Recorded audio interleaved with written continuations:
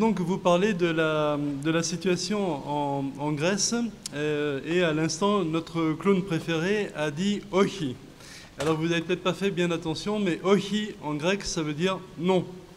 Alors non à quoi? Eh bien non à ce que les créanciers exigent du peuple grec aujourd'hui. Comme vous le savez sans doute, ce dimanche vont se dérouler en Grèce des élections, plus précisément un référendum. Et je voudrais commencer ma brève intervention en vous parlant un tout petit peu de ce référendum. La question qui est posée aux Grecs est une question très simple. C'est est-ce que vous acceptez les exigences que veulent nous imposer les créanciers de la Grèce? Les institutions qui sont en fait les institutions de la Troïka, c'est-à-dire la Banque Centrale Européenne, pour ceux qui ne le savent pas, la Commission européenne et le Fonds monétaire international. Ces exigences consistent en fait en quelque chose qui est très simple dans son principe, c'est la prolongation d'un projet politique qui a mis véritablement la Grèce à genoux. Depuis 2008-2009, ce pays a subi un nombre d'attaques contre la société civile, contre son économie, incalculable. Le taux de pauvreté en Grèce aujourd'hui dépasse le tiers de la population. Aujourd'hui, les jeunes sont à plus de 60% au chômage. La population active grecque au chômage est de 27%. Le pays est véritablement ruiné. Et si vous allez faire un tour dans les rues d'Athènes, dans les rues des grandes villes, si vous allez malheureusement dans un hôpital, eh bien vous verrez que le terme de crise humanitaire n'est en rien un terme exagéré. Eh bien, plutôt que de tourner le dos à cette politique, plutôt que de considérer que cette politique a échoué, évidemment, sur le plan social, entraînant une catastrophe humanitaire, plutôt que de considérer que cette politique a produit des résultats catastrophiques sur le plan économique, puisque le produit intérieur brut de la Grèce a reculé de plus de 25% depuis 2008-2009, quant à la dette qui était le prétexte pour que cette mise en œuvre soit justifiée, soit légitimée, elle a littéralement explosé, puisqu'elle atteint aujourd'hui 175% du produit intérieur brut, alors qu'avant les mesures d'austérité, elle atteignait 110%. Donc la dette non seulement n'a pas reculé, mais la dette a explosé. Ce qui veut dire que cette politique est en tout point nocive. Elle est nocive sur le plan social, tout d'abord. Elle est nocive sur le plan économique ensuite, elle est nocive aussi sur le plan politique, puisque l'extrême droite grecque, j'en dirai peut-être un mot, n'a absolument pas disparu. N'imaginez pas que l'extrême droite grecque se soit volatilisée, elle est aux aguets et elle n'attend qu'une chose, elle attend en fait l'effondrement de ce gouvernement qui est un gouvernement de gauche radicale, un gouvernement démocratique. Donc, eh bien, au lieu de renoncer à l'ensemble de ces exigences, en s'étant aperçu que ces exigences conduisent le pays au désastre, eh bien, le Fonds monétaire international, la BCE, la Commission européenne insistent. Et ce qu'ils exigent de la part des Grecs aujourd'hui, c'est qu'ils augmentent sensiblement la TVA, la taxe sur les valeurs ajoutées, qui, comme on le sait, frappe principalement ceux qui consomment, c'est-à-dire, en fait, évidemment, les plus démunis. Donc, ils souhaitent absolument que le taux de TVA soit relevé. Ils souhaitent également que la TVA soit relevée dans le secteur touristique, ce en pleine saison touristique. Donc le programme qu'ils veulent imposer aux Grecs est un programme dont on sait qu'il est particulièrement nocif, mais qu'ils veulent absolument poursuivre. Ils veulent poursuivre également les coupes dans le régime des retraites. Ils veulent en particulier que les soutiens aux petites retraites soient supprimés. Ils veulent que le régime des retraites, qui est aujourd'hui déficitaire en raison en particulier du taux de chômage qui est très élevé, eh bien, ils veulent que ce régime de retraite soit à l'équilibre dans les 3 ans qui viennent, ce qui veut dire, en d'autres termes, qu'il faudrait couper, encore une fois, de 20% dans la masse générale des retraites distribuées, alors que les retraites ont déjà baissé de 40% depuis 2008. Donc, ils veulent absolument poursuivre ce programme. Et la question qui est posée au peuple grec, c'est « acceptez-vous que ce programme continue ?» En échange de quoi, si le programme devait continuer, eh bien, les institutions dont je vous parle verseraient le reliquat d'aide que la Grèce doit recevoir depuis août 2014, qui est de 7 milliards d'euros. Non pas 7 milliards d'euros pour investir dans le pays ou pour consommer, pour soutenir la consommation, mais 7 milliards d'euros de manière à rembourser une sorte de dette qui est devenue une dette perpétuelle. Voilà la question qui est posée aux Grecs aujourd'hui. C'est acceptez-vous quelque chose que le gouvernement a clairement considéré, il l'a dit, comme étant inacceptable. Le gouvernement de M. Tsipras a dit qu'il considérait que la seule réponse possible, c'était non. Eh bien, cette question, qui est en fait une question très claire, est aujourd'hui une question qui est incroyablement troublée. Elle est incroyablement troublée puisque tous les médias reformulent la question en Grèce, et je dis bien tous les médias en Grèce, sauf la chaîne publique grecque qui a été réouverte il y a très peu de temps, ERT. Tous les médias en Grèce qui sont aux mains des puissances financières comme ils le sont évidemment en France, eh bien les médias font une campagne extrêmement active pour dire aux Grecs que la question n'est pas du tout celle qui est posée, la question est de savoir est-ce que la Grèce doit rester dans la zone euro ou pas.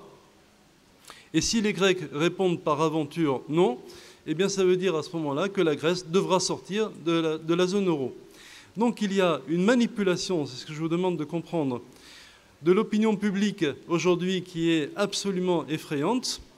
Vous avez sans doute entendu des personnalités politiques européennes, je ne vais pas maintenant les citer, ou françaises, qui ont participé de cette œuvre de désinformation et de manipulation, et on présente véritablement le référendum comme étant un référendum pour ou contre l'Europe, alors que la question n'est pas pour ou contre l'Europe, la question est celle que j'indiquais tout à l'heure. Est-ce que vous acceptez ou non, est-ce que vous considérez comme étant acceptable la poursuite des logiques d'austérité telles que les créanciers de la Grèce prétendent vouloir les imposer au peuple grec? Voilà la question qui est posée, donc il faut bien avoir en tête cela. Et on peut penser que le scrutin va être évidemment extraordinairement tendu, il est très tendu. Et ce qui m'a beaucoup inquiété hier, je dois vous le dire, hein, je ne vois pas pourquoi je ne vous le dirai pas, c'est que le chef d'état-major de l'armée grecque est intervenu hier après-midi à la télévision, ce qui est quand même très grave, hein, le chef d'état-major de l'armée grecque est intervenu hier à la télévision pour dire qu'il appelait les citoyens grecs à voter oui. Donc, encore une fois, l'armée intervient dans le débat public, et quand en Grèce, l'armée intervient dans le débat public, on sait comment ça peut commencer, mais on sait aussi comment ça peut continuer. Alors, derrière cette manipulation, derrière cette bataille d'opinion publique, eh bien, il y a toute une série de faits que je voudrais vous rappeler. Et je crois que tous les peuples européens doivent être attentifs, et en particulier en Espagne. Parce que les Espagnols, je le sais, suivent de très près ce qui se passe en Grèce. Ce que je voudrais vous dire, c'est que depuis que le gouvernement de gauche radicale a été donc porté au pouvoir, eh bien, il s'est opéré en Grèce un véritable coup d'État financier. Je crois qu'on ne peut pas l'appeler autrement.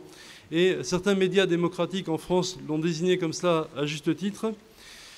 Dès le 4 février, le gouvernement donc a gagné les élections le 25 janvier. Dès le 4 février, la Banque centrale européenne a coupé le principal canal de financement des banques grecques pour mettre les banques grecques dans une situation de très grande difficulté. Donc, le 4 février, cela. Ne laissant aux banques grecques qu'un seul canal, qui est le canal qu'on appelle le canal des crédits d'urgence. Et ces crédits d'urgence que la Banque centrale européenne accorde pour le refinancement des banques grecques sont accordés à des prêts, à des taux d'intérêt qui sont extrêmement élevés. Il faut aussi le savoir. Ce qui veut dire qu'actuellement, la Banque centrale européenne gagne de l'argent sur la Grèce en prêtant à des taux d'intérêt qui sont des taux d'intérêt exorbitants.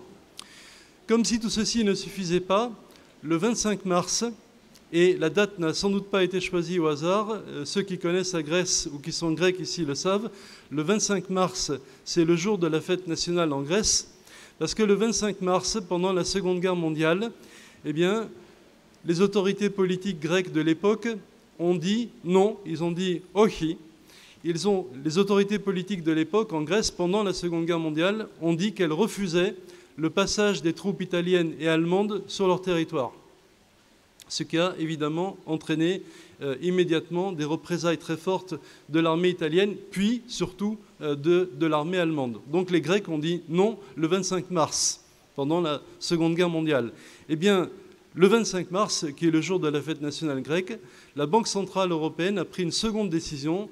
Elle a dit aux banques grecques, nous vous interdisons d'acheter des bons du Trésor grec.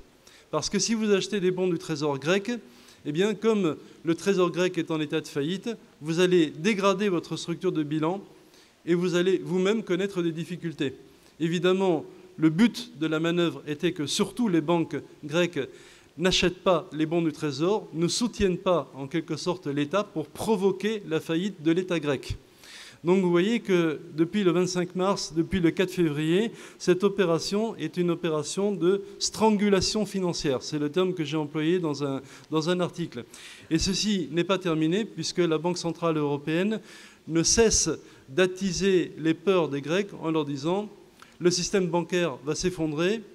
Sous-entendu, vous devriez vite retirer votre argent de vos comptes en banque.